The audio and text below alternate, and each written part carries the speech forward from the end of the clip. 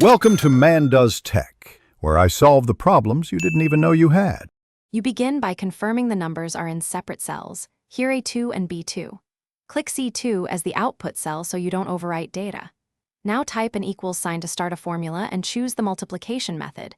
Use A2 asterisk B2 for a simple product or product, A2 B2 if you prefer a named function. The reason to pick one is clarity.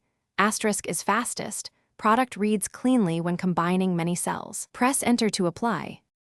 Once done with the first formula, make it repeatable.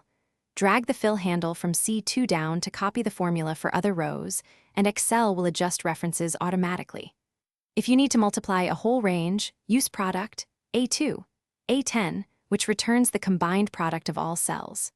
Make sure to lock a multiplier by using $signs, for example $2 or $B2, depending on whether you lock row, column, or both. This prevents accidental shifts when copying.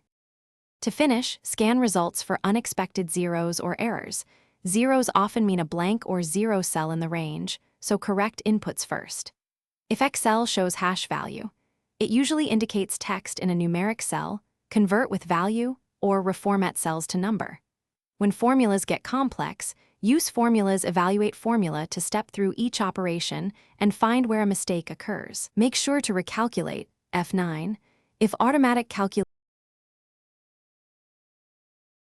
Thanks for watching. If you found this helpful, don't forget to like and subscribe.